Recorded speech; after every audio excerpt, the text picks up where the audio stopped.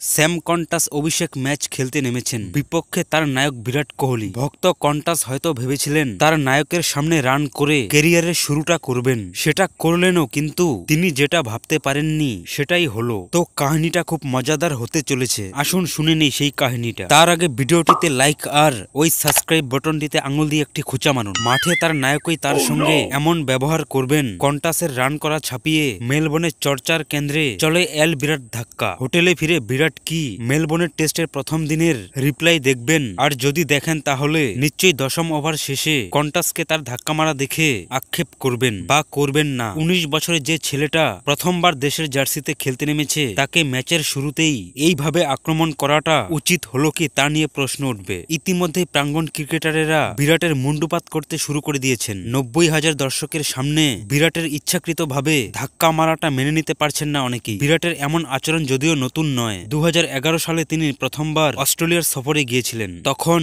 Australia ক্রিকেটারদের চোখে চোখ রেখে কথা বলে গিয়েছেন। মাইকেল ক্লার্কদের সঙ্গে তিনি ছিলেন বকে যাওয়া ছেলে, কিন্তু সেই সময় তার ব্যাট অস্ট্রেলিয়া বোলারদের চুপ করিয়ে রাখত, যে কারণে মুখ চললেও তা ব্যাট দিয়ে ঢেকে দিতেন বিরাট। ২০১৪ সালে অস্ট্রেলিয়া সফরে ৪টি শতরান করেছিলেন তিনি। সেই সময় বিরাট বলেছিলেন, অস্ট্রেলিয়ার বিরুদ্ধে খেলতে ভালো লাগে, কারণ ওদের বিরুদ্ধে নিজেকে শান্ত রাখা মুশকিল। মাঠে ঝগড়া করতে আমি পিছু পা হই না, আমাকে ওগুলো উত্তেজিত করে, নিজের সেরাটা দিতে পারি আমি। বিরাট বুঝিয়ে দিয়েছিলেন তিনি চুপ করা থাকার মানুষ নয়। ২০১৪ সালে মিচেল জনসন তার দিকে বল ছুটছিলেন, তখন বিরাট বলেছিলেন, আমি জনসনকে বলেছিলাম স্ট্যাম্পে বল করতে, আমার শরীর লক্ষ্য করে বল ছুটতে মানা করেছিলাম। ২০১২ সালে দর্শকের উদ্দেশ্যে অশ্লীল অঙ্গভঙ্গি করেছিলেন বিরাট। ২০১৭ সালে স্টিভ স্থিত সাজঘরের সাহায্য নিয়েছিলেন একটি রিভিউ নেওয়ার ব্যাপারে, সেই সময় তাকে কুটুক্তি করেছিলেন বিরাট। আবার সেই স্থিতকে যখন ইংল্যান্ডের সমর্থকরা ভঙ্গ করেছিলেন, সেই সময় সমর্থকদের চুপ করিয়ে দিয়েছিলেন তিনি। মাঠে বিরাট সবসময় উত্তেজিত, অধিনায়ক থাকাকালীন দলকে যেভাবে